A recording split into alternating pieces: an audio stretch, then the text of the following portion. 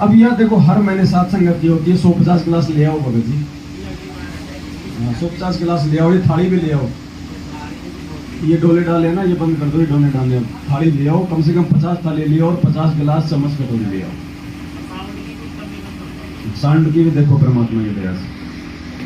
तो भाई और बहनों, ये बीच में लाइव प्रोग्राम थोड़ा बंद हो गया था। आज यहाँ दिनांक 15 मई 2022 को अलवर मालाखेड़ा में सात संगति चल रही है परमात्मा की। 2.5 घंटे का लाइव जो सत्संग है वो पहले वो बन चुका है, ये उसका दूसरा पार्ट है। बीच में हम परमात्मा जी का शब्द गा रहे थे, लाइव प्रोग्राम बंद हो गया था। अब बीच में चाय आ गई, हम चाय राम ले रहे हैं, उसके बाद हम शब्द को कंप्लीट करेंगे और परमात्मा की फिर चर्चा करेंगे। चाय पी लो पहले भाई बहन। सुरेश जी कुछ तो बोलो, अजी कुछ बोलो, कुछ। अच्छा ये तो बता दो, परमात्मा आपको आश्रम में मिला करते थे ना, आपकी बातचीत हुई परमात्मा से कभी? तो बताओ ना क्या बात हुई।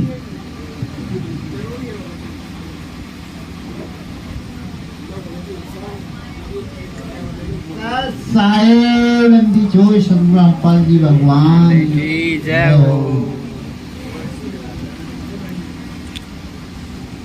भगत जी एक बार मैं आशीर्वाद पे गया तो भगत जी गुरु जी ने मेरी ऐसे नजर चली गई, बिल्डिंग पे ठहरा तो गुरु जी दूर से ही हंसने लग गए और गुरुजी से मेरे पास में बिहार का भगत खड़ा, बिहार का भगत से मालिक से ने अर्जी करी, पिताजी मेरे कैसे दिन हैं? ये उसने बोला, गुरुजी ने, बेटा भक्ति की अकल बहुत ही अच्छी है।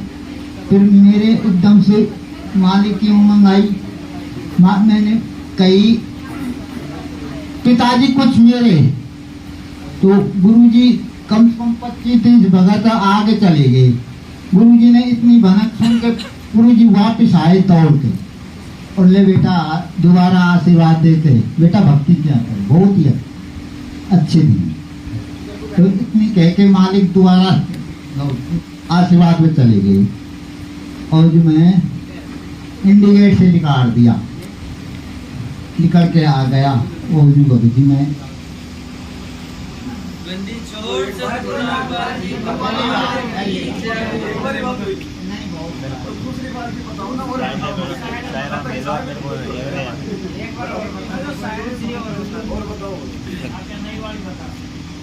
ले आओ अपनी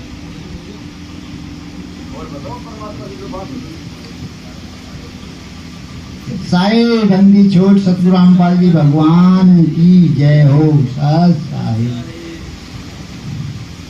गुरुजी जब भगत जी में दूसरी बार गुरुजी के आशीर्वाद पे गया तो गुरुजी ने मैं जाता ही छाती के लगा लिया, भगत जी सामने सीने के लगा लिया और गुरुजी के मैंने बात भर ली।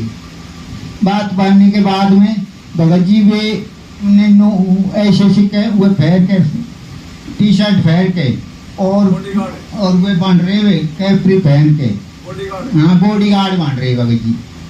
तो गुरुजी इतने राजी हो रहे क्या कि कोई सीमा ना है, बहुत ही प्रसन्न हो रहे। प्रसन्न होने के बाद क्या हो रहा, भगत जी के लिए ऐसे निपट के खड़े।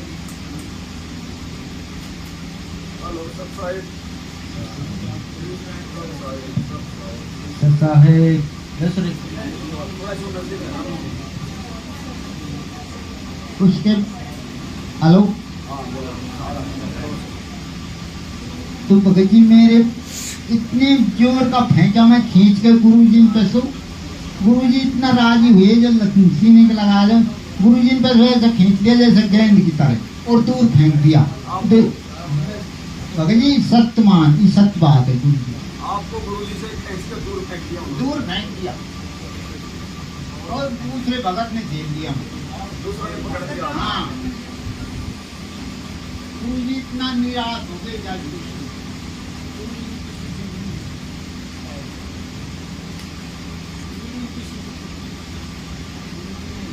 दोबारा से पूरी दुआ के आए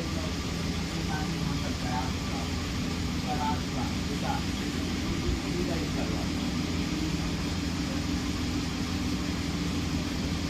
सही बात है भगत जी। कोई बात नहीं,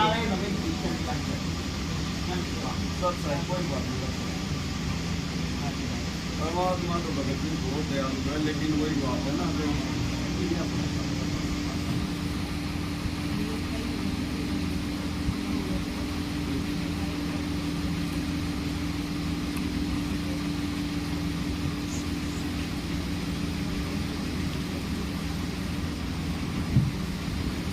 ससारे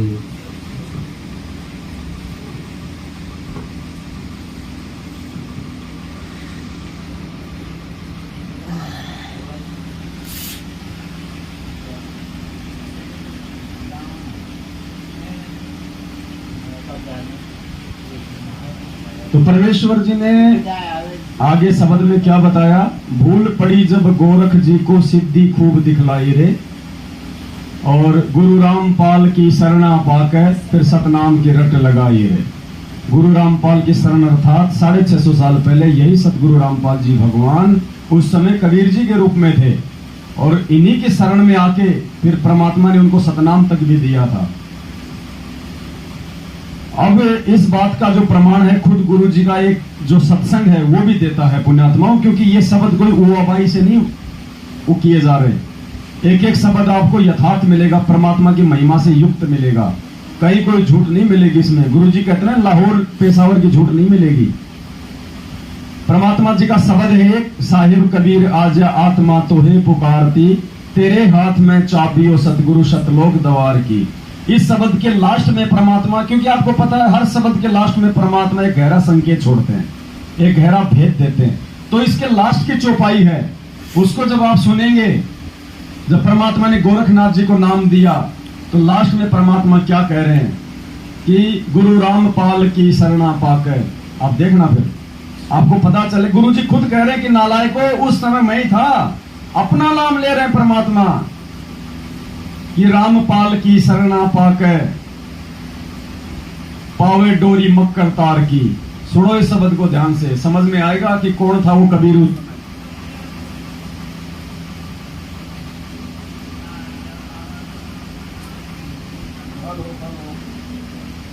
हेलो हेलो हेलो। आज आत्मा तोहे पुकारती, तेरे हाथ में साथियो सतगुरु सतलोक। गोरखनाथ रिद्धि सिद्धि में फूला नहीं समाव, मुद्दे तक को जीवित करते काल भक्ति दरडाल से। गोरखनाथ रिद्धि सिद्धि में फूला नहीं समावे, यानी गोरखनाथ रिद्धि सिद्धि में फूला नहीं समारा था, और कम से कम 4-5 फुट की ऊंचाई पे जाके बैठ गया त्रिशूल के ऊपर, बोला आजा रामानंद ऊपर, आजा कबीर ऊपर। अब परमात्मा तो अंतर्यामी थे, उन्होंने एक धागा फेंका ऊपर 100 मीटर लंबा और उस पे जाके बैठ गए, बोला बेटा यहाँ आ जा अब तू। तो गोरखनाथ जी ने देखा है तेरा बाप है, तेरे बस में नहीं आएगा। बोला परमात्मा नीचे आ जाओ, नीचे बैठ के बात कर लेते हैं। तो परमेश्वर इस शब्द में कह रहे हैं कि गोरखनाथ रिद्धि सिद्धि में फूला नहीं समावे, और मुर्दे तक को जिंदा करके यो काल भक्ति दरड़ावे। और फिर आगे क्या कह रहे हैं गुरु जी पुण्यात्मा, फिर समझ में आएगा वो कबीर कौन था। गोरखनाथ किसकी शरण में आया था 650 साल पहले।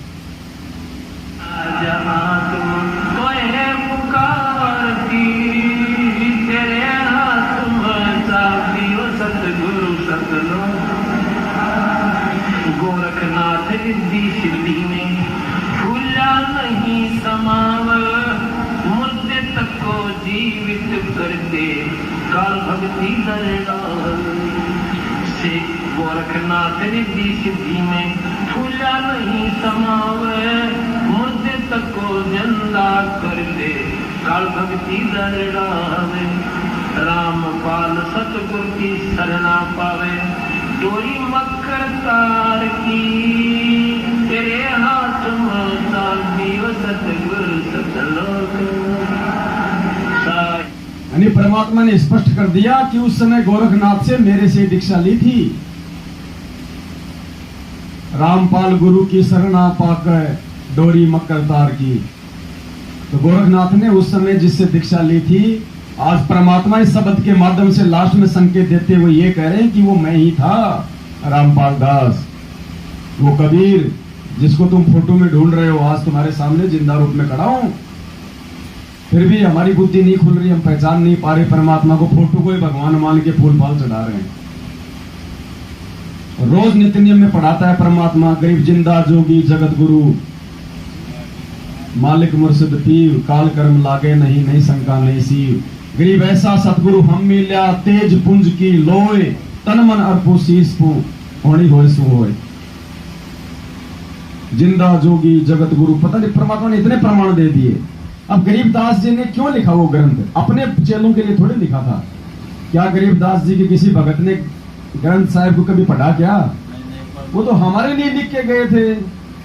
अब हमने सोच लिया और गरीबदास जी और कबीर जी के बीच की वार्ता हो रही है ये। अरे भैया, वो गरीबदास भी तो यही था, वो हमारे लिए लिख के गए। आज धर्मदास जी से कबीर सागर परमात्मा ने हमारे लिए लिखवाया, उस समय के लिए थोड़ी लिखवाया था। तो हमने अपने आप को गरीबदास जी की जगह पे रखना है और सतगुरु रामपाल जी भगवान को कबीर जी की जगह रखना है, तब ये चीजें हमारी समझ में आएंगी कि कौन है ये परमात्मा। अब बताओ, हम भगत संत रामपाल जी के और नित्य नियम में हम महिमा गाए गरीबदास जी की, कबीर जी की, क्यों भाई? हम तो अपने गुरु की गाएंगे ना। तो वो महिमा हमारे लिए दी थी उन्होंने, हमें जागरूक करने के लिए, हमें समझाने के लिए, हमें सचेत करने के लिए। तो इसलिए परमात्मा ने बताया, भूल पड़ी जब गोरख जी को सिद्धि खूब दिखलाई रे। भूल पड़ी जब गोरख जी को सिद्धि खूब दिखलाई रे। गुरु रामपाल की शरणा पाक सतनाम की रट लगाई रे। गुरु रामपाल की शरणा पाक सतनाम की जानत है कोई सतगुरु प्यारी, जानत है कोई प्यारा रे। जानत है कोई सतगुरु प्यारी, जानत है कोई प्यारा रे। राम राम जिस दुनिया कहती, वो रामपाल अवतारा रे। राम राम जिस दुनिया कहती, भूल पड़ी जब ब्रह्मा जी को ज्ञानी बन कर आया रे। भूल पड़ी जब ब्रह्मा जी को ज्ञानी बन कर आया रे। ओम नाम का मंत्र देख अपना शीश बनाया रे। ओम नाम का मंत्र देख अपना शीश बनाया रे। भूल पड़ी जब ब्रह्मा जी को, गुरुजी ने क्या बताया कि प्रथम बार जब ये परमात्मा अपने आप को छुपाते हुए और परमात्मा किसी और को बताते हुए कि जब ये परमात्मा प्रथम बार यहाँ आया इस काल लोक में, तो सबसे पहले परमात्मा ब्रह्मा जी के पास गए, ब्रह्मा जी को ज्ञान बताया, सारी चीजें बताई। ब्रह्मा जी को बहुत अच्छा लगा और ब्रह्मा जी ने ज्ञानी रूप में आए हुए उस समय सतगुरु रामपाल जी भगवान को अपना गुरु बना लिया था। यानी सबसे पहले परमात्मा ने ब्रह्मा जी को नाम दिया, ओम, उनको ओम मंत्र दिया परमात्मा ने। उसके बाद परमात्मा विष्णु जी के पास गए, विष्णु को परमात्मा ने हरियम मंत्र दिया। फिर परमात्मा शंकर जी के पास गए, शंकर जी को परमात्मा ने सोहम मंत्र दिया। उसके बाद फिर ये परमात्मा सतगुरु रामपाल जी भगवान नीचे आए प्रथम सतयुग में और हम जीवात्माओं को अपनी शरण में लेके वो ही मंत्र दिए। उनको तो खाली एक एक मंत्र दे के आए थे, हमारे को परमात्मा ने पांचों मंत्र दिए। फिर अब परमात्मा ने पहले ब्रह्मा विष्णु महेश को क्यों दिए मंत्र, जबकि उनको पता था कि ब्रह्मा विष्णु महेश आगे चल के मेरे भक्ति नहीं करेंगे, काल इनको भ्रमित करेगा अपना साम्राज्य चलाने के लिए। परमात्मा का सिस्टमेटिक जो तरीका है बहुत ज्यादा एडवांस है। परमात्मा ने जो मंत्र ब्रह्मा विष्णु महेश को दिए एक एक, वही मंत्र नीचे आके हमारे को दे दिए। और आज क्या हो रहा है पुण्यात्माओं, क्योंकि यहाँ का जो मैनेजमेंट जो सिस्टम है वो ब्रह्मा विष्णु महेश के माध्यम से ही काल सारा संभालता है। अब यहाँ की जो सुविधा है, देने वाला तो परमात्मा है सबको, लेकिन जैसे फैक्ट्री का मालिक है, पैसे तो फैक्ट्री का मालिक ही देता है, लेकिन तनख्वाह मैनेजर बांटता है। एक सिस्टम है, मालिक कभी किसी को डायरेक्ट सैलरी नहीं देता है, वो एक सिस्टम के माध्यम से आती है। जो मैनेजर होता है, मैनेजर के माध्यम से आगे सैलरी वितरित होती है। तो परमात्मा ने ब्रह्मा विष्णु महेश को ये एक एक मंत्र दे दिया, फिर हमारे को दे दिया नीचे आके। अब जब हम इन मंत्रों का जाप करेंगे तो ब्रह्मा विष्णु महेश की घंटी बजेगी, ब्रह्मा जी का करेंगे तो ब्रह्मा जी की घंटी बजेगी, उसकी ब्लूटूथ ऑन हो जाएगी, क्योंकि परमात्मा ने पहले उनको मंत्र दे के उन तीनों का ब्लूटूथ ऑन कर दिया और नीचे आके वही मंत्र हमारे को दे दिया। अब जब हम उन मंत्रों का जाप करेंगे तो उनकी तो पहले से ऑन है ब्लूटूथ, इधर से हमारी ऑन हो गई तो आना जाना हो जाएगा ना फिर। तो ब्रह्मा, जब हम इनका जाप करेंगे, ये मंत्रों का जाप हम करेंगे, तो ब्रह्मा विष्णु महेश ना चाहते हुए भी हमको यहाँ की सुख सुविधा देंगे। वो ये मैनेजर है यहाँ के 3 लोग के, और हम समर्थ के बच्चे हैं, हम यहाँ पे मजदूर बन गए, हम इनके कर्जवान हो गए थे। तो परमात्मा ने इनका एक कर्जा उतरवाने के लिए ऐसा सिस्टम बनाया परमात्मा ने। जितना हम इन मंत्रों का जाप करेंगे जो सतगुरु ने दिए हैं मर्यादा में रह के, तो ही वो हमारे को उसका प्रतिफल देंगे, मजबूरन देंगे, उनको देना पड़ेगा, वो रोक नहीं सकते। और हम जाप ही नहीं करेंगे, मर्यादाएं तोड़ देंगे तो वो नहीं देंगे। देखो फैक्ट्री में आदमी काम करता है, अगर काम करेगा तो ही तनख्वाह मिलेगी ना, काम नहीं करेगा तो तनख्वाह नहीं मिलेगी। चाहे रोज उस फैक्ट्री में 8 घंटे बैठ के आ जाए, खाना खा के आ जाए अपने घर से लिया हुआ, उसको तनख्वाह नहीं मिलेगी। तो इसी प्रकार यदि मर्यादा में रह के इन मंत्रों का जाप करेंगे जो हमें सतगुरु ने दिए हैं, तो ब्रह्मा विष्णु महेश से हमें यहाँ के 3 लोग के सुख प्राप्त होंगे।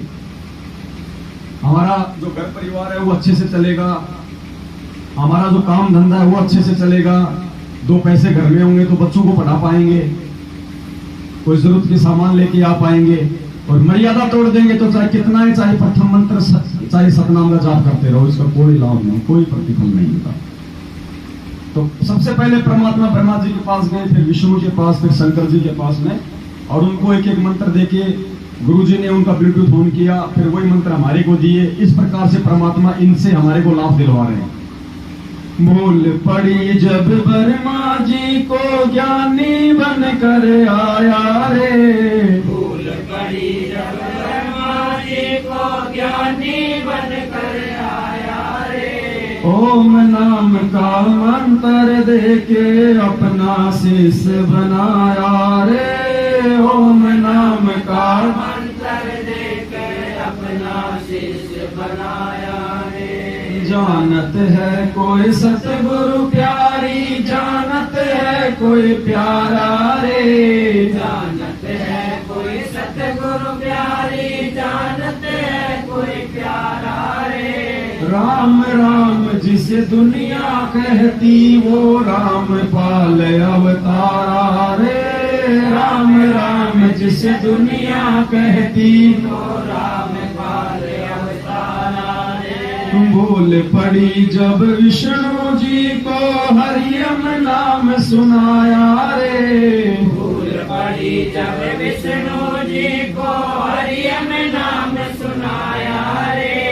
शंकर जी को शरण में लेके अजरो अमर बनाया रे, शंकर जी को शरण में लेके अजरो अमर बनाया रे। जानत है कोई सतगुरु प्यारी, जानत है कोई प्यारा रे, जानत है कोई सतगुरु प्यारी, जानत है कोई प्यारा रे।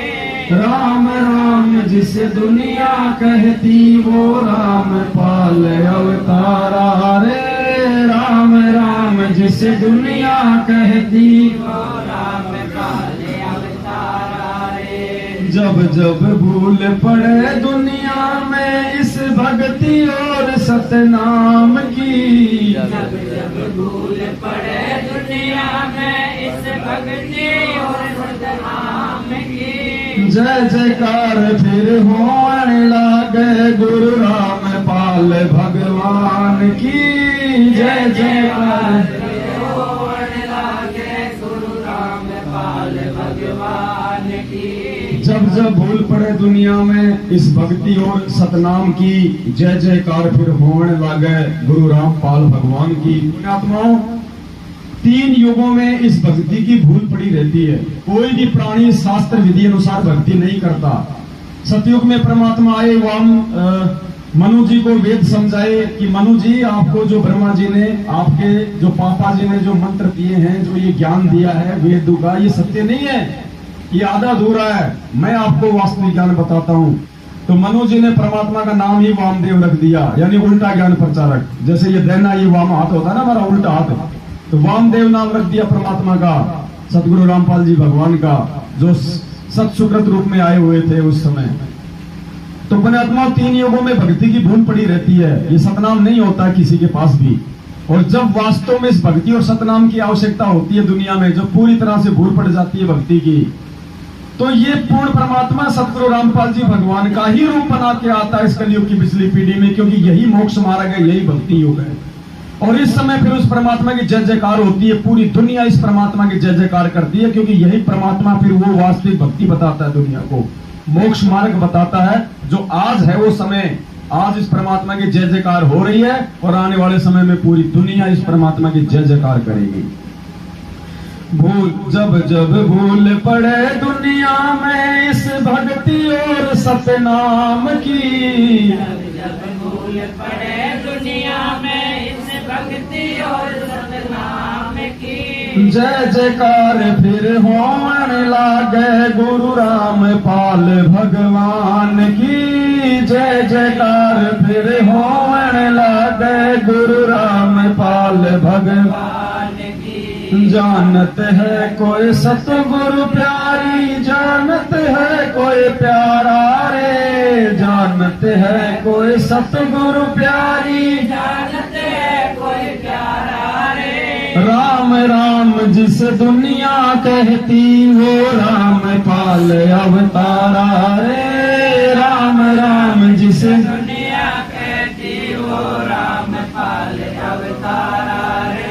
इस दुनिया को रचने वाला, गाँव धनाने वाला है, इस दुनिया को रचने वाला, गाँव धनाने वाला है। रामपाल मेरा सतगुरु प्यारा, घट घट रमने वाला है, रामपाल मेरा सतगुरु प्यारा, घट घट रमने वाला है।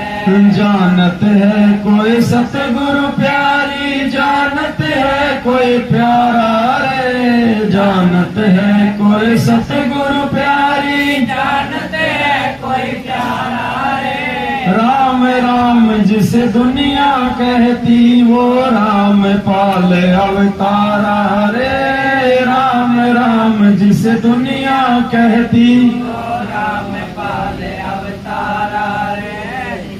सत साहिब बंदी छोड़ सतगुरु रामपाल जी भगवान की जय हो। तो पुण्यात्माओं, साथ संगति में आने का यही फायदा होता है, और साथ संगति से ही हम स्वच्छ हो सकते हैं, हम शुद्ध हो सकते हैं, और कोई दूसरा तरीका धरती पे परमात्मा ने नहीं बना रखा है वर्तमान में। यदि आपको इस कलयुग की पिछली पीढ़ी में वास्तव में संत रामपाल जी का सच्चा भगत बनना है, आपको वास्तव में मोक्ष प्राप्ति की भूख है, प्यास है, तो वो प्यास और भूख आपकी साथ संगति के माध्यम से पूर्ण होगी, दूसरा कोई तरीका नहीं है। तो साथ संगति में आके हमने अपने व्यवहार को और अधिक स्वच्छ जो है करना है, हमारे व्यवहार को, हमारे नेचर को और हमारे चरित्र को हमने और ज्यादा निखारना है। तो यहाँ हम सब परमेश्वर की छत्र छाया में हैं। हमने साथ संगति में आने के बाद ये भूलना नहीं चाहिए कि परमात्मा साथ संगति में बैठे होते हैं, सूक्ष्म रूप में होते हैं, दरबार साहिब में होते हैं, किसी भी भगत के रूप में होते हैं, कि अपने जो है सूक्ष्म रूप में होते हैं। परमात्मा पल पल हर एक भगत की गतिविधि को देखते रहते हैं, और हमसे ऐसी कोई त्रुटि ना हो जाए पुण्यात्माओं, जिससे बना बनाया खेल बिगड़ जाए। परमात्मा कहते हैं कि सतगुरु के दरबार में मेरी थर थर कांपे दे, ना जाने कोई बात पे हमारा बिगड़ ना जावे ने। ये परमात्मा कोई ऐसी ऊंच नीच वाली बात ना हो जाए जिससे आपका और मेरा प्यार प्रेम ही नष्ट हो जाए, मेरा जीवन बर्बाद हो जाए। तो मालिक के सच्चे दरबार में आके हमारी काया जो है वो कांपनी चाहिए। थर थर कांपने का मतलब हमारे को भय रहना चाहिए कि मेरे से ऐसी कोई निगाह दृष्टि में माता बहन की तरफ देखते समय कोई ऐसी ना कोई त्रुटि हो जाए जिससे कि एक दूसरे के मन में दोष पैदा हो जाए, परमात्मा नाराज हो जाए। तो परमात्मा ने बताया है कि जो भगत होगा, जो सच्चा भगत होगा,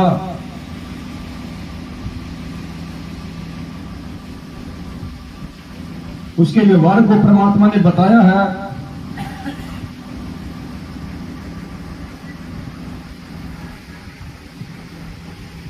गुरुदेव ने बताया कि नाम दीक्षा लेने मात्र से कोई भगत नहीं बन जाता। भगत वो होता है, शिष्य वो होता है जो सतगुरु की शिक्षाओं पे चलता है, सतगुरु के प्रत्येक वचन पे चलता है, अपने परमात्मा को प्रसन्न करने का प्रयास करता है।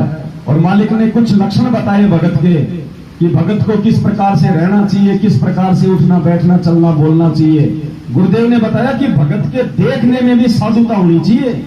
अगर किसी माता बहन की तरफ देखता है तो उसकी निगाह दृष्टि में भी साधुपना होना चाहिए, बकवाद नहीं होनी चाहिए, वरना परमात्मा नाराज हो जाएगा। हो सकता है आज तेरी भक्ति अच्छी है, हो सकता है आजीवन तू बहुत अच्छा जीवन जिए, लेकिन अगले जन्म में तो गधा बनना तय है, फिर कुमार मोगरे ठोकेगा।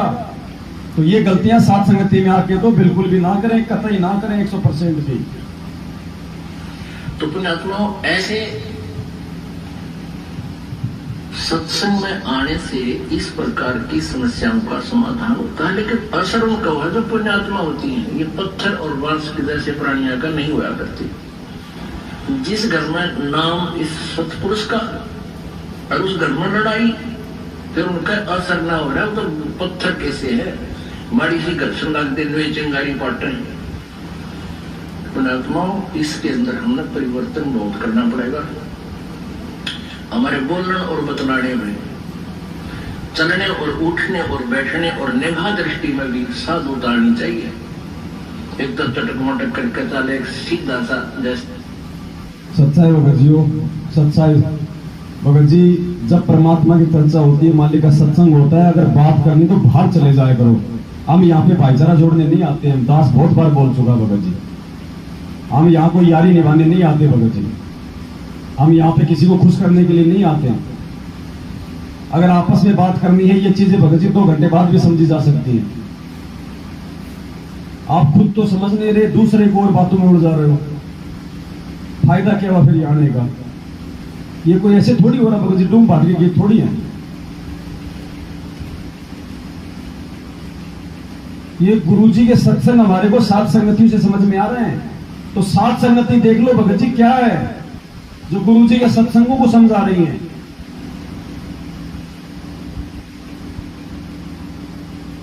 भगत जी यहां से कुछ लेके जाओ, लेके बातचीत करने के लिए तो बाद में पूरा महीना पड़ा हमारे पास, भी बकवाद ही करेंगे हम, और क्या करेंगे। मालिक के सत्संग हो रहे हैं भगत जी, परमात्मा के।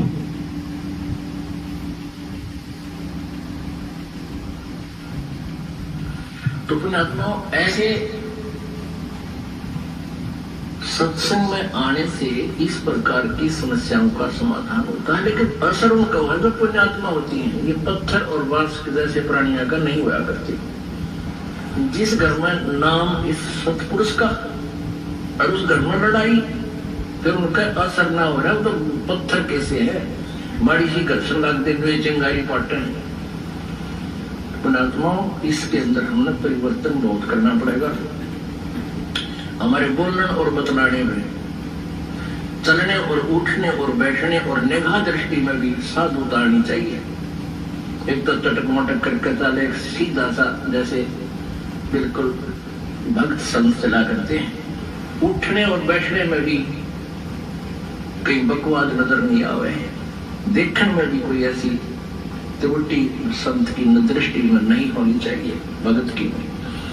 तो हम सत्संगी हैं, अन्यथा हम केवल नाम उपदेश है, असर कति नहीं। तो ये परमात्मा का वचन है भाई। आप देख लो हम अपने जीवन में इन बातों को कितना उतार पा रहे हैं, और जब तक नहीं उतारेंगे, चाहे रोज साथ संगति में आते रहो, अगले जन्म में गधा बनना ही बनना है। क्योंकि मौका तो यही है मोक्ष का, और मोक्ष का मौका भी कब तक, जब तक गुरु जी के पैर धरती पे हैं। जब तक गुरु जी शरीर रूप में हैं, तब तक मोक्ष के अधिकारी हैं। उसके बाद मोक्ष नहीं है किसी का भी। कोई ये सोचे कि मेरे पोतों का, मेरे पड़पोतों का, मेरे उनके पोतों का धर्मदास जी की तरह नहीं। आपने केवल अपने आत्म कल्याण की चिंता करनी है, अपने पोते पड़पोतों की चिंता नहीं करनी है। धर्मदास यही तो मार खा गया था। ये परमात्मा फिर मेरी छठी पीढ़ी में क्या होगा, तो परमात्मा ने कहा कि तेरा तो मोक्ष हुआ नहीं, तू पीढ़ी का तो ठेकेदार बन गया अभी से और रह गया उसी चक्कर में। जीवित समाधि दी परमात्मा ने जगन्नाथ में जाके। जीवित समाधि का मतलब क्या होता है? मोक्ष नहीं होता। धर्मदास भी यही पढ़ा है, सात संगति में आ गया होगा कहीं न कहीं। ऐसे पार नहीं होते, ना नानक पार हुआ ना धर्मदास पार हुआ। क्या कहा परमात्मा ने? हम सत्संग थोड़े ध्यान से नहीं सुनते। परमात्मा ने क्या कहा कि 64 लाख फेल हो गए, ये कहते हैं ना। तो नानक जी को 64 लाख से बाहर थे क्या? धर्मदास 64 लाख से बाहर था क्या? मेरा भाई 64 लाख से बाहर थी क्या? सब 64 लाख में आ गए, एक भी पार नहीं हुआ। पार करने का समय ये है, वर्तमान का समय। तो भाई हमने तो उन आत्माओं से भी ज्यादा 2 कदम आगे बढ़ना है भक्ति मार्ग में, अपनी क्रियाओं में, भक्ति विधि में। अब देख लो हम किस लेवल पे खड़े हैं आज। और सात संगति में आके जो नहीं सुधरा वो जिंदगी में कहीं नहीं सुधर पाएगा फिर। तो यहां से कुछ सीख के जाना अपन ने। अगली बार आए तो जो अपने अंदर कमजोरियां हैं परमात्मा से प्रार्थना करें कि परमात्मा दास पे दया करना, अगली बार जहां भी सात संगति में जाऊं मेरी वो अवगुण मेरे अंदर ना हो। आप अपने अंदर बदलाव करोगे तो आपके भाई आपसे सीखेंगे। आप गुस्सा करते हो बहुत ज्यादा, बात बात पे आप ऊंचा बोल देते हो, अपनी बात को ऊपर रखते हो, दूसरे की सुनते नहीं। और अगली बार आप आओ तो कोई यदि आपको कोई कह दे नहीं भगत जी ऐसे, ठीक है भगत जी जैसा आप कहोगे वैसा, तुरंत असर होगा सामने वाले पे कि यार पिछली बार तो ये बड़ा अड़ियल आदमी था, अब की बार बिल्कुल मान गया, तो उस पर भी असर होगा। गुरुजी ने यह नहीं कहा कि तुम भीड़ इकट्ठी कर दो मेरे मार्ग में। अगर ऐसे परमात्मा ने भीड़ इकट्ठी करनी होती, अगर चेले बनाने का रिकॉर्ड बनाना होता तो बीड़ी शराब सब छूट कर देता परमात्मा। इस नाम के साथ अगर परमात्मा ये नियम ना रखे तो दुनिया कब की उनकी शरण में आ जाती, पूरी दुनिया। लेकिन परमात्मा ने कहा कि मुझे भीड़ नहीं चाहिए, मुझे सूरमा चाहिए जो संघर्ष कर सके, जो सतलोक जाने के लिए तैयार हो, वो आत्मा चाहिए मुझे।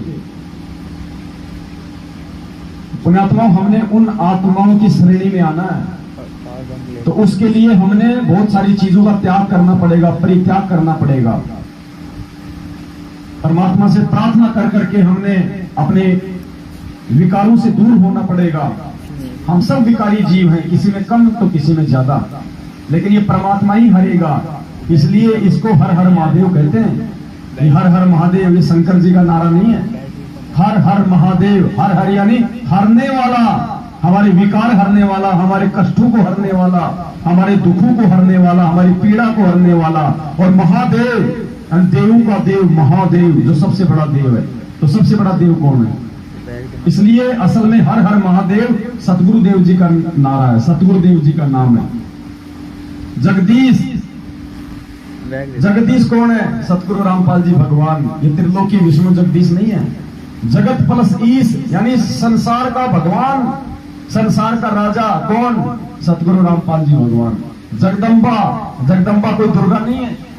जगत प्लस अम्मा, सारे संसार की माँ, जो तीनों लोकों में प्रवेश करके सबका भरण पोषण करता है, उसको जगदम्बा कहते हैं। वो सतगुरु रामपाल जी भगवान है। अरे अब क्या हुआ जी अपना ये मंगलाचरण करते हैं हम रोज। जगदम्बा जगदीशम मंगल रूप मुरारी। तो परमात्मा ने क्या बताया कि जगदम्बा कौन है और जगदीश कौन है? सतगुरु को कहते हैं जगदम्बा और जगदीश। पुण्यात्माओं, बहुत कुछ चेंज करना है हमने, वरना कोई मतलब नहीं रह जाएगा हमारा।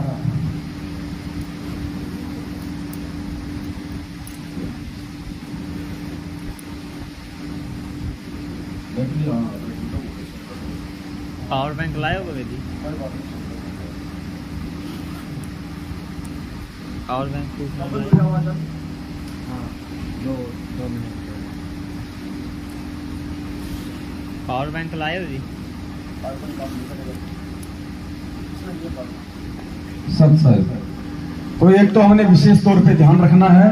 भगत जी जो सात संगतियां रखवा रहे कौन है यहाँ पे? आप हो ना सुरेश जी? आप हो ना? सात संगति चाहे छोटी हो चाहे भगत जी चाहे बड़ी हो, आगे आगे देखो संख्या बढ़ेगी, ये कम नहीं होने वाली भगत जी। ठीक है, ये अचानक से भक्तों की संख्या बढ़ पड़ेगी। तो साथ संगति जब हो तो माता बहनों की बैठने की जगह लगाओ, बीच में चाहे जगह छोड़ दो, चाहे कोई गैप छोड़ दो, और कोई भी अगर बैठा है, चाहे दो भाई बहन बैठे हैं, उनको भी बोल दो भाई साहब हाथ जोड़ के, नहीं ये आपकी बहन है, इसके पास बैठना है, अपने घर पे जाके बैठना, यहाँ नहीं। यहाँ अगर आप भाई हो तो भाइयों की तरफ बैठो।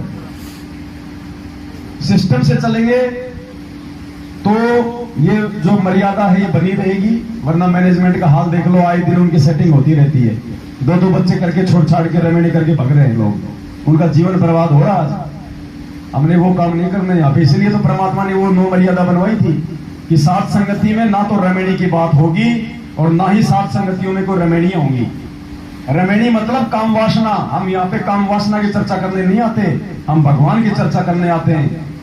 यहाँ रेमेडी होना तो छोड़ो, आपस में बात भी नहीं करनी कि मेरे लड़का है तेरी लड़की है, रिश्ता तय कर ले, नहीं बात करनी है। यहाँ सिर्फ तुम 2-4 घंटे रहते हो, 1 महीना अपने गांव में रहते हो, अपने घर में रहते हो, खूब आपस में चर्चा करो, हमें कोई दिक्कत नहीं है।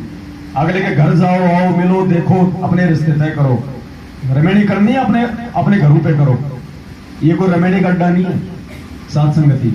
यहाँ केवल भगवान की चर्चा होगी, दूसरी कोई चर्चा नहीं होगी। यहाँ पे जिसने दूसरी चर्चा करनी है हाथ जोड़ के उसको बोल दो भाई साहब जाओ अपने घर पे, यहाँ चर्चा करने वाले बहुत है। मर्यादा रहेगी तो सात संगति रहेगी, नहीं तो भगत जी यहाँ भी ऐसा हो जाएगा।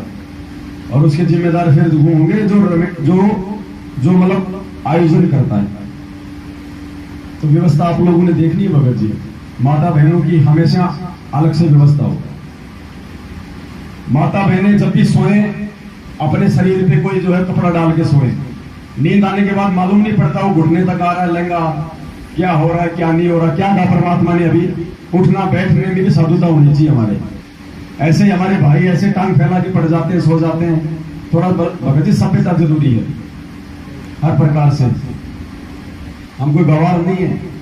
परमात्मा ने ज्ञान दे दिया, सारा समाधान बता दिया। हर चीज का एक तरीका होता है।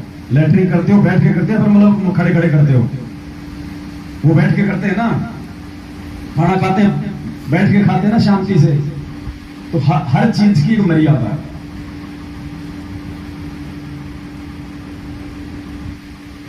सत साहिब, सत साहिब, सतगुरु रामपाल जी भगवान की जय हो। तो धीरे धीरे ये जो चीजें हैं, और आप जो भाई बहन आते हैं साथ संगति में, अगर आपको कोई भी ऊंच नीच वाली हरकत दिखाई देती, हो सकता है सामने वाले को नहीं पता, वो अनजाने में हो रही है, तो आपने अगर देख लिया और आप नहीं बताओगे, आप भगवान के दोषी हो। फिर आपने प्यार से उसको समझाना कि भगत जी ये काम ऐसे होता है, ये काम ऐसे नहीं होता है, आगे से हमने ध्यान रखना इन बातों का। साथ संगति का यही तो फायदा होता है कि मैं त्रुटि कर रहा हूं तो आप मुझे समझो, मेरी नजर में आ गई तो मैं आपको बताऊंगा। एक ने कही दूसरे ने मानी, कहे कबीर दोनों ज्ञानी। हम सीखने के लिए आते हैं, किसी को यहाँ पे कोई मतलब कोई किसी का यहाँ पे कोई गुरु नहीं है, कोई किसी के ऊपर यहाँ पे कोई कोऑर्डिनेटर नहीं है। जिसको जो सेवा दिखाई दे अपनी वो कर दो, नहीं दिखाई दे तो बैठ के अपना भजन करो, अपना स्मरण करो, मालिक की भक्तों से अपनी जो है ज्ञान चर्चा करो। आराम से लेके भंडारा, थोड़ा आराम करो, सो अपने जाओ अपने घर पे। तो मैं परमात्मा 15-20 दिन महीने भर के लिए हमारी बैटरी को चार्ज कर देता है।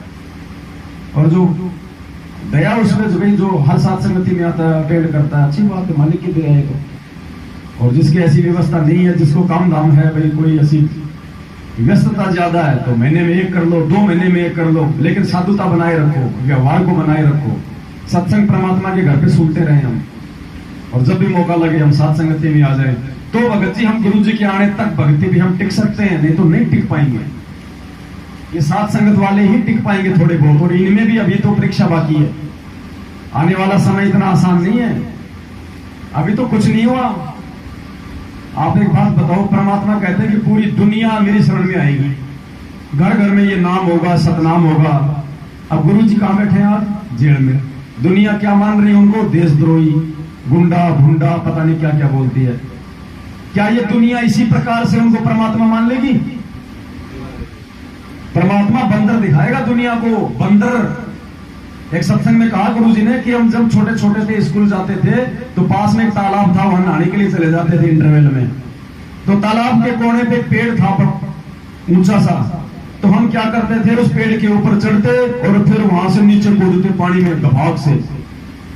अब एक छोटा बच्चा था, वो भी उस दिन ऊपर चढ़ गया कूदने के लिए, और ऊपर चढ़ गया, नीचे देखा तो ज्यादा गहराई दिखाई दी, तो वो डर गया। और इतना डर गया, ना तो पानी में कूद पा रहा, ना पेड़ से नीचे उतर पा रहा, और रोवे वहां। इतने में एक बंदर कूदता कूदता उसी पेड़ पे चढ़ गया और उसी डाली पे चढ़ गया। अब वो बच्चा बंदर के डर से पानी में कूद गया। तो गुरु जी ने कहा कि दुनिया को बंदर भी वो परमात्मा दिखाएगा। बंदर मतलब भय, उस बच्चे को भय लगा तभी तो आगे कूदा। तो ये दुनिया सतगुरु की शरण में जब आएगी, जब इनके पीछे से दबाव बढ़ेगा, चाहे वो महामारी हो, चाहे वो कोई भी, चाहे कोई युद्ध हो, चाहे कोई परमाणु हमला हो, चाहे कोई बाढ़ हो, चाहे भूकंप हो, चाहे कोई भूखमरी हो, चाहे कोई सूखा पड़े, अकाल पड़े, त्राही त्राही मचेगी भाई, त्राही त्राही 2-3 साल के अंदर अंदर त्राही त्राही। ज्यादा समय नहीं रह गया अब, इसीलिए तो काल दबाव डाल रहा है साथ संगतियां रुकवाने का। अब यहां हम आए, परमात्मा की चर्चा हुई, सबकी आत्मा हो रही है ना, आनंदित हो रही है ना, गुरुजी पे विश्वास बढ़ रहा है ना।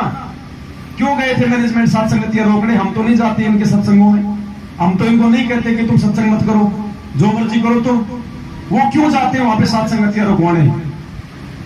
क्योंकि वो काल से प्रेरित है, और काल नहीं चाहेगा कि ये धर्म का मार्ग आगे बढ़े। यहां बैठ के भगवान की जो है चर्चा हो जाए, और ये पाप की भूमि जो दिल्ली है, इसमें भी थोड़ा बहुत कोई पुण्य हो जाए। तो देख लो, उसने वहां पे वो काम करवा दिया। और यदि मर्यादा होती तो ऐसा नहीं हो पाता, वहां भी कोई न कोई त्रुटि थी कोई, वरना ऐसा नहीं हो सकता। ठीक है, दुख तकलीफ संकट आ सकते हैं, लेकिन आरती पूरी नहीं हुई परमात्मा की। आरती में विघ्न होना जरूर कोई न कोई त्रुटि का संकेत है भाई। सच है। आप गए थे वहां, बताओ। जी वहाँ जगह पर जाता ही हमने देखे, मतलब गुरु जी का जैसे चित्र होते हैं, तो केला रखा, क्या जो भी कोई भगत आयो केला लेके आयो, केला वहाँ जगह पर रख दिया। मैं जाता ही मतलब मुकेश भगत जी से बोली मैंने, भगत जी ये कहीं मतलब ये भगत ही ले रहा है यहाँ का ही, या फिर जो आ रहे वही ले रहे हैं? तो ये भगत ने की, भगत जी अभी थोड़ी देर पहले पैसा भी रखे हैं आज जगह पर। मन की भी मैं तो बोल दूँ अभी जो बैठे हैं ना उनके सामने, पर बोल बस पहला, फिर मैंने उठा के नहीं रख दिया। वो समझाती से पहला की बात है, रसोई में उठा के नहीं, उनको सबन को मैंने उठा के नहीं रखे, अकेला नहीं रख दिया। और वह मतलब भक्तों के बीच में ना कर पाए वो बात। एक तो साथ संगति में आप जहां भी जाओ, अपने साथ में कोई वस्तु नहीं लेके जाओगे, ना कोई मिठाई, ना कोई केड़ा, ना कोई सेब, ना कोई संतरा। कोई भी व्यक्ति साथ संगति में कोई फल फ्रूट वगैरह लेके नहीं जाएगा। आप सभी अगर लेके आओगे तो फिर भंडारा क्या खा करोगे? फिर वहां पे फिर वो भंडारा कौन खाएगा? वो केले सेब भी खाते रहो। फिर दूसरा, अगर तुम्हें केले सेब भी खाने इच्छा है तो परमात्मा वो भी खिलवा देगा, कौन सी बड़ी बात है। भगत लोग लेके आते हैं ना, और बोल दो आके कि भगत जी सेब की इच्छा हो रही है, मंगवा देंगे, कौन सी बड़ी बात है। भगत जी कोई अमृत थोड़ी है। दूसरी बात, कोई भी चीज है परमात्मा के दरबार में बिल्कुल साफ सुथरी धो धा के उसके बाद रखनी है। ऐसे लाके नहीं पटकनी, वहां पे मार्केट से ले आए, यहाँ पे हमने रख दिया, नहीं जी। उसको कोई शराबी, कवाबी, जुबारी, कोई थूक रहा है, कोई क्या कर रहा है, दुनिया भर के लोग हाथ लगा रहे। क्या भाव है? 20 रुपए किलो। अरे रहने दे, 50 आदमी उस सेब को हाथ लगा जाते हैं, उसको हम मालिक के दरबार में रख देते हैं लाके ऐसे ही। ऐसा नहीं भाई, पहले अच्छे से उसको साफ करना 2 बार, 1 बार 2 बार, उसके बाद में परमात्मा के दरबार में अगर रखना चाहो तो रखना है, ऐसे नहीं रखना। पैसे तो बिल्कुल नहीं रखने, पैसे तो भूल के भी ना कोई दान पेटी रखनी है, ना उसमें डालना है, ना दरबार में रखना अपने। इन बातों का तो विशेष तौर से ध्यान रखना। दूसरी चीज, पहले हमसे जो गलतियां हुई सो हुई, दास से भी गलती हुई, दास भी परमात्मा से कान पकड़ के समय याचना करता, आगे दास ध्यान रखेगा। मार्केट की बनी हुई कोई भी मिठाई हमने भगवान को भोग नहीं लगानी। अगर मिठाई बनानी है तो अपने घर पे बनाओ, शुद्ध देसी घी की बनाओ। मार्केट में चाहे कितना शुद्ध देसी घी हो, चाहे कितनी अच्छी दुकान हो, हमने मार्केट से बनी हुई कोई भी मिठाई परमात्मा को भोग नहीं लगानी है। वो मिठाई देसी घी की हो सकती है, वो मिठाई अच्छी दुकान की हो सकती है, लेकिन बनाने वाले के विचार अच्छे नहीं हो सकते। और मालिक कहते हैं, जैसा पीवे पानी वैसी हो जाए वाणी, और जैसा खावे अन्न वैसा होवे। द्रौपदी ने द्वापर युग में जब परमात्मा पांडवों का संग बजाने आए थे सुदर्शन रूप में, द्रौपदी ने कितने अच्छे भाव से खीड़ी, वो चावल, खीर, पकौड़ी, कचौड़ी, 56 प्रकार के भोग बनाए थे ना द्रौपदी ने, फिर भी उनका संग नहीं बजा था। क्यों नहीं बजा था? उसके मन में दोष था। क्या कहा गुरुजी ने? उसके मन में दोष था कि ये काहे का संत है, इसको खाना में ढंग से नहीं आता। तो वो चाहे कितनी अच्छी आत्मा हो, उसके मन में अगर जरा सा भी दोष है तो परमात्मा लाभ नहीं देगा। तो जगत के तो मन में दोष ही दोष भरा भाई। क्या पता आप जिस अच्छी दुकान से मिठाई ले रहे हो और वो गुरुजी को रोजगारियां निकालता हो और तुम यहां भोग लगा रहे हो। वो दुकान पे तो लिखा हुआ है कि शुद्ध पंडित वैष्णव ढाबा, और पंडित जी खुद वहां पे बकरे की वो टांग काट रहा है, बाहर तुम्हारे को शुद्ध वैष्णव खिला रहा है। 99% होटलों में जो वहां पे तंदूर पे काम होता है, बिना दारू पिए वो तंदूर पे काम नहीं कर सकते। ये दुनिया है, काल का लोक है, साचियों को झूठा बतावे, झूठों का एतबार, निरंजन धन तेरा दरबार। यहां जो दिखाई देगा वैसा होता नहीं, जैसा बहता है वैसा दिखाई नहीं देगा। तो आज के बाद में हम सभी ये प्रतिज्ञा करें, हमने यदि अपने परमपिता परमात्मा सदगुरु रामपाल जी भगवान को भोग लगाना है मिठाई का, तो हम अपने घर पे बना के लगाएंगे। मार्केट की बनी बनाई मिठाई का हम गुरु जी को कभी भोग नहीं लगाएंगे। फल फ्रूट हम मार्केट से लेके आएंगे। फल फ्रूट तो क्योंकि वो कोई इंसान नहीं बनाता, वो परमात्मा ने बनाया। तो फल फ्रूट हम लाएंगे, लेकिन उनको धो धा के हमने फिर भोग लगाना है। मिठाई आज के बाद कोई भी परमात्मा का, कसम से कह रहा हूं, वो लड्डू एक दिया था भगत जी ने, खाए नहीं गया, खाए नहीं गया। क्योंकि एक तो यहां बने, एक परमात्मा के भक्तों की सबकी सेवा से, सबकी नेक कमाई से वो सामान आता है, फिर बनाने वाले परमात्मा के बच्चे सबके नेक विचार, तो वो चीज हमारे अंदर हजम भी होगी और हमारे को गुण भी करेगी। और एक मार्केट में बनाई जा रही है। गुरुजी ने सत्संग में बताया ना, एक साधु अपने एक साधु मित्र के साथ में अपने भगत के घर चला गया और वहां पे शाम को उन्होंने खाना खाया तो रात को दोनों साधु सो गए। एक साधु ने कहा, जो उसके साथ गया था, उसने कहा कि भाई मेरे को तो रात को बहुत भयंकर सपना आया, जैसे मेरी बेटी मर गई, हाय हाय कर रही है। अब वो समझदार था दूसरा, उसने अपनी उस शिष्या को बुलाया और कहा, बेटा शाम का खाना किसने बनाया था? बोले महाराज, बोले मेरी छोटी बहन आई हुई है और शाम का खाना आप लोगों के लिए उसने बनाया था। तो बोले घर में कोई दिक्कत, कोई परेशानी? बोले जी महीने भर पहले उसकी छोरी विधवा हो गई और सारा दिन वो उसी की चिंता करती रहती है, उसी के बारे में रोती रहती है, बात करती रहती है। तो खाना बनाते समय भी वो यही बातें कर रही थी, यही मन में सोच रही थी, और वो विचार उस खाने में आ गए और रात को साधु को भी उसने प्रभावित किया उन विचारों ने। तो खाना बनाते समय भी हमने बहुत ज्यादा शुद्धता का ध्यान रखना है। परमात्मा का भंडारा बनाए तो हमने मुंह पे ये मास्क है ना, ये नाक पे मत लगाओ, मुंह पे लगाओ। हम बात करते हैं या तो बात मत करो परमात्मा का भंडारा बनाते समय, या अपने मुंह के ऊपर मास्क रखो ताकि थूक के छींटे ना पड़े उस खाने में। भंडारे में उसी भगत को सेवा दो जो मर्यादा में है। आपको लगता है कि भगत मर्यादा में नहीं है, हमने भगत को राजी नहीं करना, उसका हाथ जोड़ लो, भगत जी आप बैठ के मालिक की चर्चा करो, यहां है सेवादार। वही भगत भंडारा बनाओ जो मर्यादा में। आए जो हाथ नहीं दे, भंडारे में कोई चप्पल वगैरह लेके नहीं जाए, अपना एक सीमा बना लो, वहां वही आदमी प्रवेश करे जिसकी भंडारे में सेवा है। बाकी और बहुत सेवा है, बर्तनों की सेवा है, भंडारा करवाने की सेवा है, और ये साथ संगति सुनना भी सेवा है परमात्मा। तो ये हमने ध्यान रखना पड़ेगा। हर साथ संगति में हम लोग नहीं बता पाते सारी बातें भगत जी, इसलिए आप जिन जिन भाइयों ने ये बातें सुनी है, ये आपका फर्ज बनता है कि आप भाई बहन हर साथ संगति में जब भी जाएं इस प्रकार की चर्चा जरूर करें। और चर्चा का असर उसी का होगा भाई जो खुद उस नियम पे चल रहा होगा। अब खुद तो बैंगन खावे, दूसरे को परहेज बतावे तो असर नहीं होगी बातें। तो पहले खुद अपने ऊपर इन चीजों को लागू करें, उसके बाद दूसरों को संदेशा देंगे तो शब्द हमारे काम करेंगे।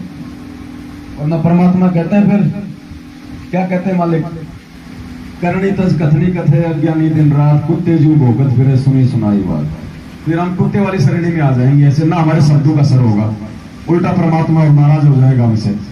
तो इन बातों का हमने विशेष तौर पे ध्यान रखना है। तीसरी बात, माता हो चाहे भाई हो साथ संगति में आओ, ढीले ढाले कपड़े पहन के आ गए, भड़काओ टाइट कपड़े बिल्कुल भी नहीं पहनने। आपके बच्चे आपके साथ आते हैं, उनको सही कपड़े पहना के लाओ, सिंपल कपड़े पहना के लाओ। आजकल ये लेगिंग फैगिंग टाइटी फाइटी क्या आ रही है भाई, ये भक्तों के काम नहीं है। देखो हम भी कोई, ये तो है नहीं कि हम कोई मन की मोक्ष प्राप्त कर गए, हमारे अंदर भी पांचों विकार हैं। जब कोई चीज दिखाई अगर ऐसी देती है तो भाई हमारी भी निगाह दृष्टि जाती है, हमारे भी 2 4 5 सेकंड के लिए मन जो है मतलब अशांत करता है। तो वो दोष किसको लगा? उसको लगा जिसके कारण मन में दोष आया। तो ऐसे कपड़े पहनने वाले भाई बहन भी परमात्मा के दोषी है, जो दूसरों को विचलित कर रहे हैं, जो दूसरों के मन में दोष पैदा करने का मौका दे रहे हैं। तो परमात्मा ने सबसे बड़ी सुंदरता बताई, अपना व्यवहार सादा सिंपल कपड़े पहनो, ढंग के कपड़े पहनो, उठने बैठने में दिक्कत ना हो कोई। इसलिए परमात्मा ने जींस पहनने से बिल्कुल मना किया भक्तों को। जींस नहीं पहनने किसी भगत ने, टाइट जींस, ढीली ढाली तो पहन सकते हैं, परमात्मा ने कहा है। जो टाइट जींस आती है वो ना किसी बहन ने पहननी, ना किसी भाई ने पहननी। टाइट कपड़ा बिल्कुल नहीं पहनना है। गुरुजी ने आश्रम में यहां तक बैन कर रखा था, माता बहने जो ब्लाउज पहनती है ना यहां तक का, जो कोनी से ऊपर आता है टाइट, जो ब्लाउज मतलब साड़ी के साथ पहना जाता है, परमात्मा ने उसके लिए भी आश्रम में मना कर रखा था। अगर ब्लाउज या कुर्ता पहनो तो अपनी कोनी से नीचे तक का होना चाहिए और ढीला ढाला होना चाहिए। तो इन चीजों का माता बहने विशेष तौर से ध्यान रखें आप जब भी आवे। हालांकि वैसे तो मालिक की दया है, लेकिन साथ में जो बच्चे आते हैं, बच्चों को आप जी समझा के लेके आए। और बच्चे साथ संगति में यदि इधर उधर की कोई ऊंच नीच वाली बात करते हैं, आपको लगता है, तो उन पे ध्यान रखना है, बच्चों को समझाना वहीं पे। और जो युवा भाई बहन है, बिल्कुल परमात्मा की भक्ति में, ये बुढ़ापे में भक्ति नहीं होती। परमात्मा कहते हैं रण भक्ति और दान ये तीनों काम जवान। इस भक्ति, इस युवा अवस्था में भक्ति कर लोगे तो कर लोगे, बुढ़ापे में तो फिर कभी दांत पड़वाना, कभी जोड़ों का दर्द, कभी घुटनों का दर्द, परमात्मा ने बता ही दिया, फिर कोई भक्ति नहीं है। इस युवा अवस्था में अपने आप को संवार लो, सुधार लो, आगे चल के नहीं सुधार पाओगे। क्या बोल साई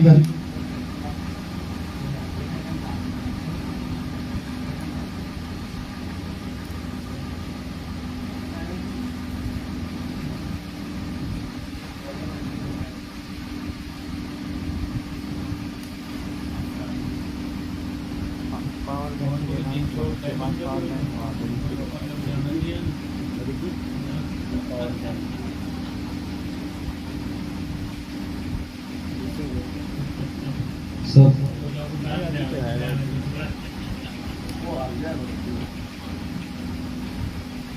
ये एक डंग गाय लाओ, ये दुकान भी डंग गाय लाओ।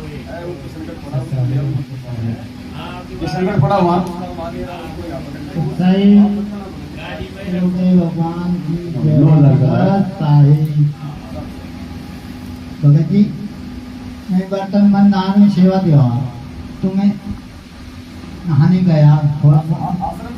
हाँ, तो भगत जी मैंने नहा के, तो मैं ध्यान तो लिया नहीं, सैर स्वभाव में बिनियान से वास आ गया बाहर कपड़े सुखाने के लिए। तो मेरी गैस 4 5 टूट के पड़े। अरे बढ़ जा यार, कल आ गए, अरे बढ़ जा, ऐसे बोले मेरे से। बात का है घर पर सुना करो,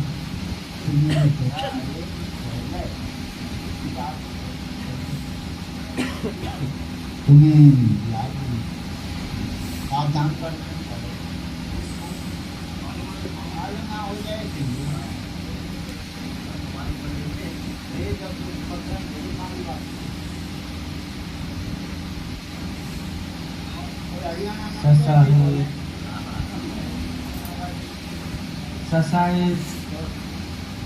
सभी भक्तों में कमी होती है, मुझमें भी कुछ बहुत कमी है। मैं जैसे काम करने जाता था अभी, तो मैं वहाँ पर कैसी हो गए, वहाँ पर भी चाय पानी करता था, कभी आरती मंत्र की करता, पहली छोटी आरती करता, कभी नहीं करता। इस तरह से मैं करता था। फिर अब मैं कुछ दिनों से जो वहाँ का बंद कर दिया मैंने, चाय या पानी वगैरह सब कुछ मैंने बंद कर दिया। तो इसी बात की अभी हम कुछ दिन पहले मैं इसी बात कर रहे थे कि हमको अपनी सारी कमी है तो मिटानी है धीरे धीरे। तो इसी बात की जिक्र यहाँ पर हो रहा है, तो ये बहुत अच्छा हुआ। तो हमारे बीच में कुछ ऐसे भक्त भी है जो कि भाई मतलब जो तीनों समिति आते हैं उनको भी पूरी नहीं कर पाते, उनका नाम लेना तो ठीक नहीं है, बाकी वो सफल है ना। और अब क्या है कि पहले कभी कभी मेरे नाम मंत्र भी पूरे नहीं होते, अब तो जैसे अब मेरा कल नहीं हो पाया तो उनको तो परमात्मा ने मना कर रखा है कि कभी आपका नहीं हो पाया तो कोई दिक्कत नहीं है। और बाकी रोज रूटीन मत बनाओ उसको, कोई संध्या आरती अगर रोज नहीं होती तो उसको रूटीन में मत बनाओ, कभी कभार नहीं होता तो उसकी कोई दिक्कत नहीं। तो ऐसे कुछ भक्त है जो मतलब वो करते हैं रोज रोज अगर नहीं कर पाते हैं संध्या आरती या कोई क्रिया तो वो भी। और एक यहाँ पर क्या होता है कि कुछ अनुपदेशी बहनों के नव विषय होती आता है भंडारे में, तो वो भी नहीं होती यहाँ पर। ये नहीं है कि मैं भाई यहाँ पे है तो मैं कोई बात छुपा जाऊँ, जो है जो कहनी थी सर। अनुपदेशी जो भी भाई बहन साथ संगति में आते हैं बहुत अच्छी बात है, लेकिन अनुपदेशी का चाहे भंडारे में हो चाहे अन्य प्रकार से कोई सेवा नहीं देनी है। वो अगर वैसे कोई सेवा करना चाहे तो वो कर सकता है, लेकिन एक तो भंडारे में सेवा नहीं कर सकता, दूसरा वो पैसे की सेवा नहीं कर सकता। जब तक वो परमात्मा से नाम दीक्षा नहीं लेता है या फिर वो संकल्प लेके नहीं जुड़ता है तब तक हमने उनका किसी भी प्रकार का जो पैसा है वो स्वीकार नहीं करना और हमने उनकी भंडारे में कोई सेवा नहीं लेनी। उनको प्यार प्रेम से बैठाओ, अच्छा खाना खिलाओ, परमात्मा की उनको चर्चा सुनाओ, बस ये काम आप उनको करवा सकते हो। और जब ज्ञान समझ में आ जाए तो बोल दो भैया अभी गुरुजी जेल में है, आप जिस संकल्प दीक्षा ले लो, मंत्र जाप को छोड़ के बाकी सारे काम करने जो हम कर रहे हैं। गुरुजी का आदेश है 70% लाभ उस आत्मा को मिलेगा अगर मर्यादा में रह के ये भी अगर 3 टाइम की आरती और सत्संग सुनेंगे तो इन बातों का हमें थोड़ा ध्यान रखना पड़ेगा।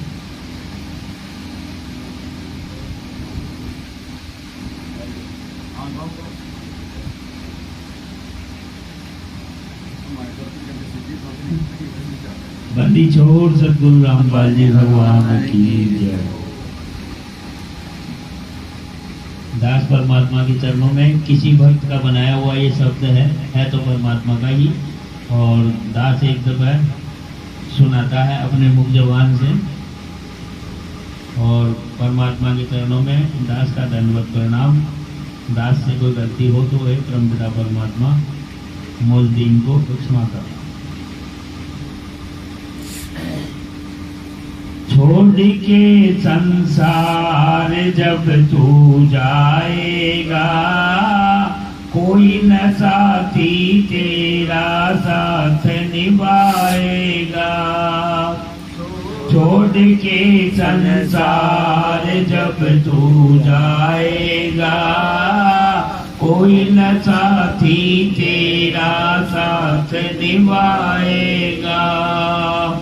घर प्रभु का भजन किया ना, सत्संग किया ना 2 घड़िया। घर प्रभु का भजन किया ना, सत्संग किया ना 2 घड़िया। यमदूत लगा कर तुझको ले जाएंगे हथकड़िया।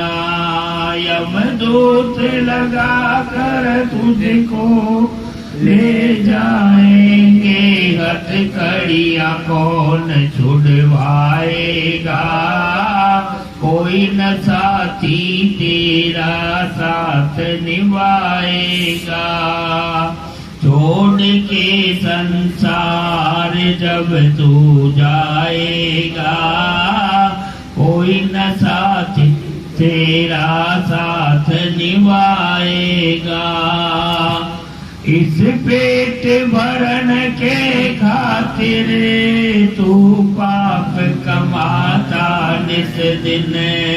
इस पेट भरन के खातिर तू पाप कमाता निस दिन।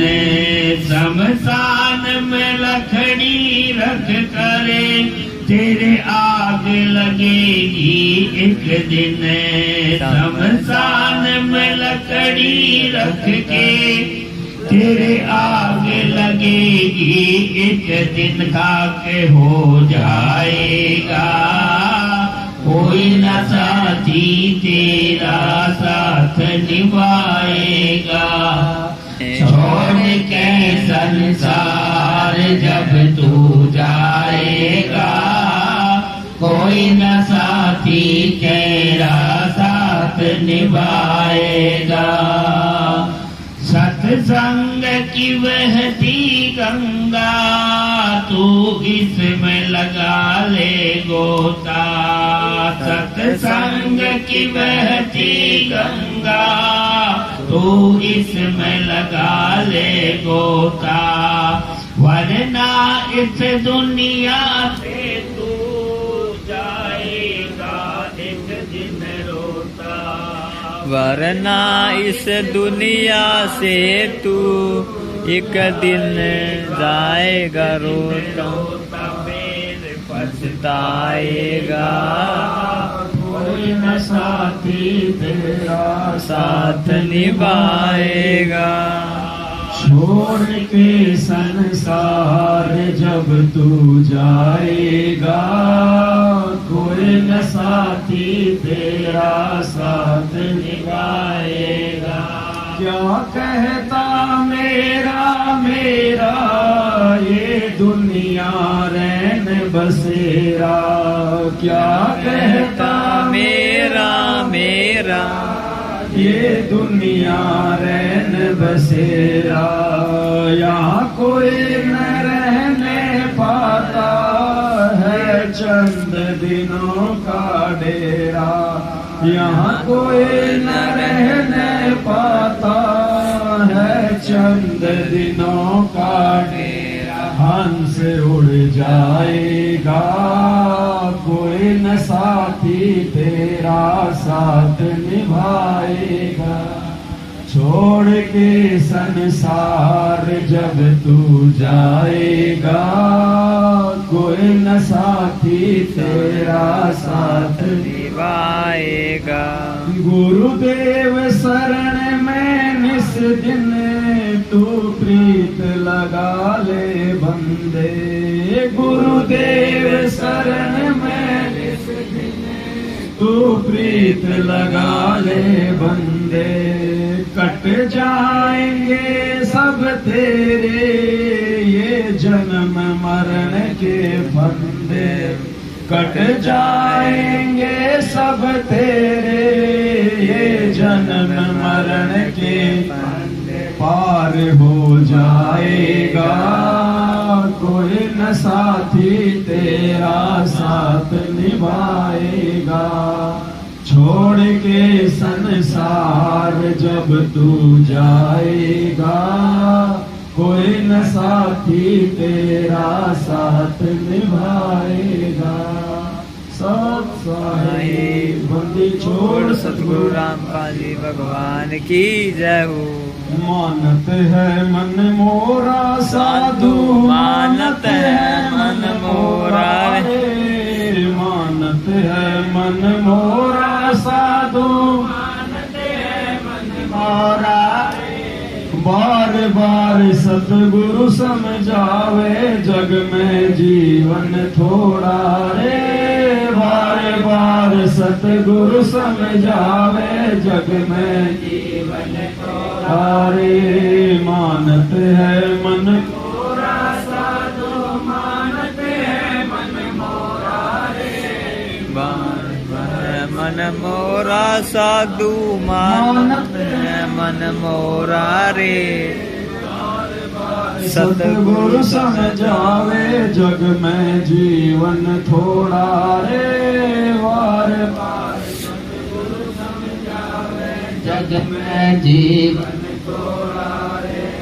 इस माया का गर्भ न करियो के हाथी के घोड़ा रे, इस माया का गर्भ न करियो के हाथी के घोड़ा रे। जोड़ जोड़ धन बहुत बटोरा लाखों और करोड़ा रे, जोड़ जोड़ धन बहुत बटोरा, लाखों और मानत है मन मोरा साधु, मानत है मन मोरा रे, बार बार सतगुरु समझावे, जग में जीवन थोड़ा रे, बार बार सतगुरु समझावे, जग में जीवन थोड़ा रे। इस काया का गर्व न करियो, के काला के गोरा रे, इस काया का गर्व न करियो, के काला के गोरा रे। बिना भजन कुछ काम न आवे, चाहे इत्र छिड़को चारों ओरा रे, बिना भजन कुछ काम न आवे, चाहे इत्र छिड़को चारों ओरा। मानत है मन मोरा साधु, मानत है मन मोरा रे, बार बार सतगुरु समझावे, जग में जीवन थोड़ा रे, बार बार सतगुरु समझावे, जग में जीवन थोड़ा रे। भाई दुविधा दुर्मति चतुराई में जन्म गया नर तोड़ा रे, दुविधा दुर्मति चतुराई में जन्म गया नर तोरा रे, अण मिलो सत्संग में ज्ञान पै गोरा रे, अब भी आन मिलो सत्संग में, करो गुरु ज्ञान पै गोरा रे।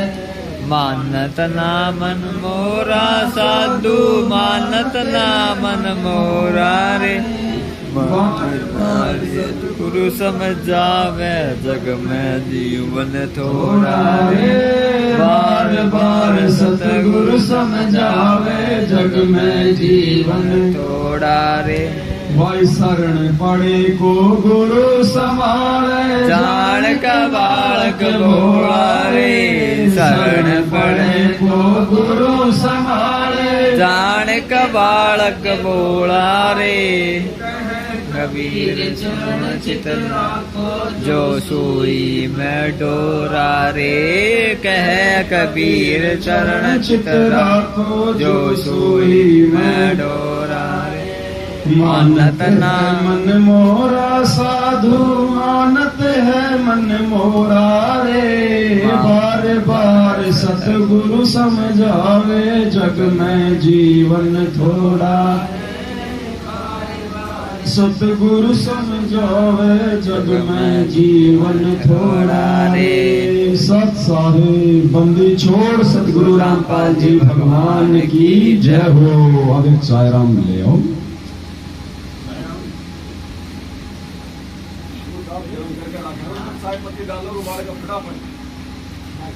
आपको जीवन में सहन नहीं होता, एक बार चाय का नाम लेने के बाद देख लो भाई दूसरे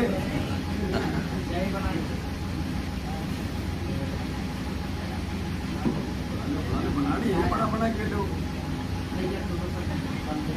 थोड़ा सा होने पर ज्यादा ले जाओ यार, थोड़ा आवाज को आपको